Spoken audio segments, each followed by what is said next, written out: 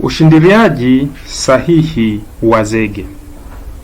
Ushindiliaji wa zege ni hatua muhimu sana katika kuhakikisha zege linakuwa imara, zito na lisilo na matundu ya hewa baada ya kumwagwa kwenye formwork. Kazi hii hufanyika kwa kutumia kifaa kinachoitwa poker vibrator.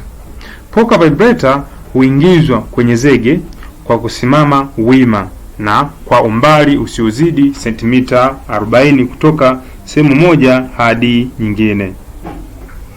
Mambo muhimu ya kuzingatia wakati wa kushindilia zege. Hakikishwa kichwa cha mashine kinasimama wima, yani vertical, wakati wote wa kushindilia. Usiharakishe zoezi hili, fuata mstari au mpangilio maalum uliopanga ili eneo lote lipate usambazaji sawa. Kama unamwaga zege kwa mafungu au tunaweza kuita layer, hakikisha unaposhindilia unafika hadi kwenye zege la chini ili kuyaunganisha vizuri mafungu hayo.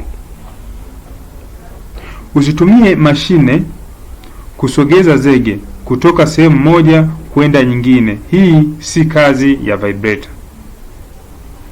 Usichomoe vibrator juu ya nondo. Usichomeke vibrator juu ya nondo, kwani husababisha mtikisiko usio sahihi kwenye zege. Ingiza na toa vibrator taratibu, si kwa haraka. Muda sahihi wa kushindilia ni upi? Kwa zege lenye maji ya kawaida, kwa zege lenye maji lenye urojo wa kawaida, slampu ya takribani milimita 80,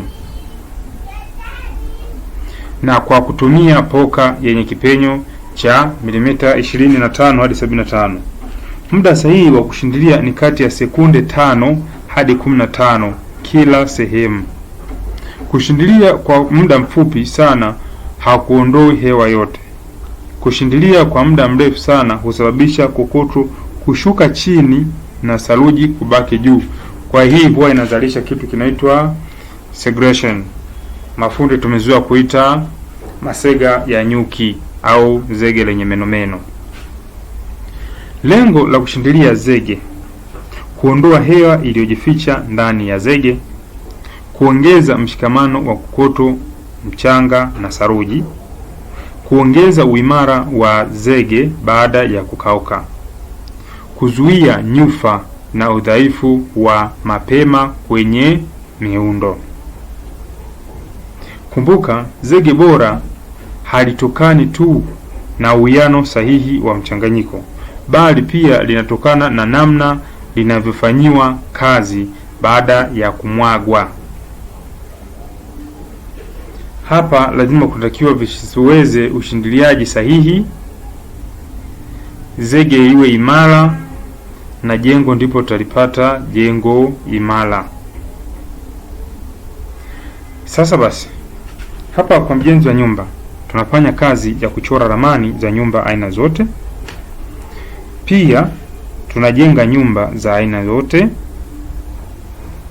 bila kusahau tunapaua nyumba za aina zote, tunapiga plasta nyumba za aina zote, tunafunga gypsum board, tunapiga plasta,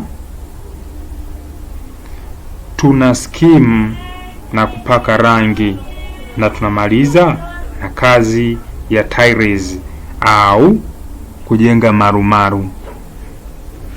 Kumbuka, nyumba bora hujengwa na fundi bora. Asante kwa kunisikiliza na karibu tena kwa video zaidi na zaidi.